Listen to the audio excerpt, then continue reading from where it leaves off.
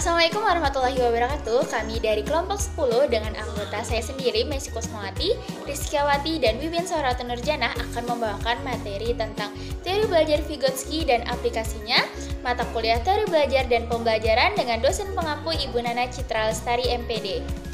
Selamat menyaksikan. Teori belajar sosiokultur Vygotsky. Teori belajar sosiokultur atau yang juga dikenal sebagai teori konstruktivistik merupakan teori belajar yang titik tekan utamanya adalah pada bagaimana seseorang belajar dengan bantuan orang lain dalam suatu zona keterbatasan dirinya, yaitu zona proximal development (ZPD) atau zona perkembangan proximal dan mediasi, di mana anak dalam perkembangannya membutuhkan orang lain untuk memahami sesuatu dan memecahkan masalah yang dihadapinya. Teori yang juga disebut sebagai teori konstruksi sosial ini menekankan bahwa inteligensi manusia berasal dari masyarakat, lingkungan, dan budayanya. Teori ini juga menegaskan bahwa perolehan kognitif individu terjadi pertama kali melalui interpersonal, interaksi dengan lingkungan sosial, intrapersonal, internalisasi yang terjadi dalam diri sendiri. Vygotsky berpendapat bahwa menggunakan alat berpikir akan menyebabkan terjadinya perkembangan kognitif dalam diri seseorang. Yuliani 2005-44 secara spesifik menyimpulkan bahwa kegunaan alat berpikir menurut Vygotsky adalah: pertama, membantu memecahkan masalah. Alat berpikir mampu membuat seseorang untuk memecahkan masalahnya. Kerangka berpikir yang terbentuklah yang mampu menentukan keputusan yang diambil oleh seseorang untuk menyelesaikan permasalahan hidupnya. 2. Memudahkan dalam melakukan tindakan. Vygotsky berpendapat bahwa alat berpikirlah yang mampu membuat seseorang mampu memilih tindakan atau perbuatan yang seefektif dan seefisien mungkin untuk mencapai tujuannya. Yang ketiga, memperluas kemampuan melalui alat berpikir. Setiap individu mampu memperluas wawasan berpikir dengan berbagai aktivitas untuk mencari dan menemukan pengetahuan yang ada di sekitarnya. 4. Melakukan sesuatu sesuai dengan kapasitas alaminya. Semakin banyak stimulus yang diperoleh, maka seseorang akan semakin intens menggunakan alat berpikirnya dan dia akan mampu melakukan sesuatu sesuai dengan kapasitasnya. Teori belajar sosiokultur meliputi 3 konsep utama, yaitu yang pertama, hukum genetik tentang perkembangan. Perkembangan menurut Vygotsky tidak bisa hanya dilihat dari fakta-fakta atau keterampilan-keterampilan, namun lebih dari itu. Perkembangan seseorang meliputi 2 tataran. Yang kedua, zona perkembangan proksimal. Zona perkembangan proksimal atau zona proximal development atau ZPD merupakan konsep utama yang paling mendasar dari teori belajar sosiokultur Vygotsky. Yang ketiga, mediasi. Mediasi merupakan tanda-tanda atau lambang-lambang yang digunakan seseorang untuk memahami suatu di luar pemahamannya.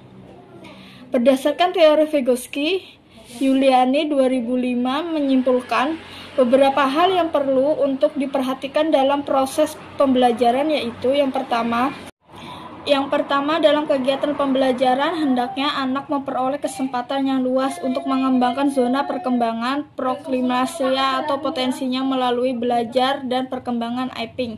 Yang kedua, pembelajaran perlu dikaitkan dengan tingkat perkembangan potensinya daripada perkembangan aktual perkembangan.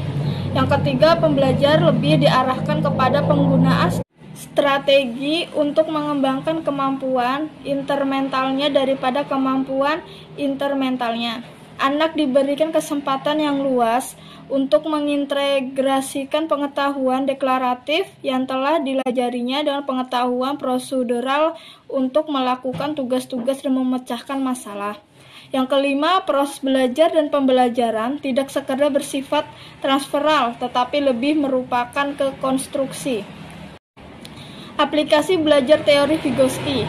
Bentuk penerapan teori belajar Vygotsky adalah melalui metode pembelajaran kooperatif dan metode pembelajaran per-tutoring atau tutor sebaya. Yang pertama, metode pembelajaran kooperatif adalah suatu metode pembelajaran yang menekankan pada sikap atau perilaku bersama dalam bekerja atau membantu di antara sesama.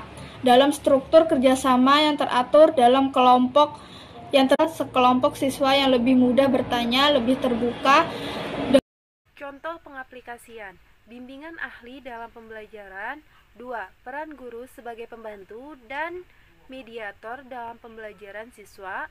3. Melibatkan anak dalam berdiskusi dan berpikir rasioning dalam mempelajari segala kejadian.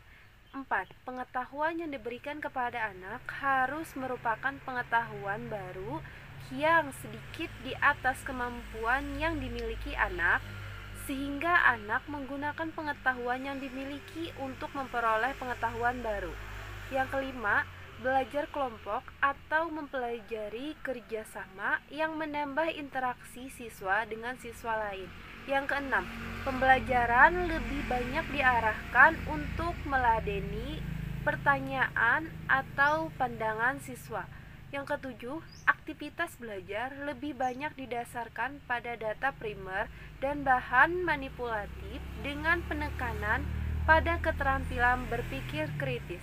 Yang kedelapan, pembelajaran menekankan pada proses. Kesimpulan, teori belajar Vygotsky memberikan penekanan pada hakikat sosial kultural dari pembelajaran.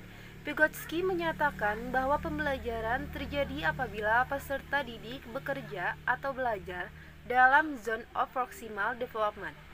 Zone of proximal development merupakan celah antara actual development dan potential development, di mana antara apakah seorang anak dapat melakukan sesuatu tanpa bantuan orang dewasa dan apakah seorang anak dapat melakukan sesuatu dengan arahan orang dewasa atau bekerja dengan teman sebaya. Teori Vygotsky dalam kegiatan pembelajaran juga dikenal apa yang dikatakan scaffolding, yaitu memberikan sejumlah besar dukungan kepada anak selama tahap-tahap awal pembelajaran dan kemudian mengurangi bantuan dan memberikan kesempatan kepada anak itu untuk mengambil tanggung jawab yang semakin besar segala setelah ia mampu melakukan sendiri. Itulah materi teori belajar Vygotsky yang dapat kami sampaikan. Terima kasih. Wassalamualaikum warahmatullahi wabarakatuh.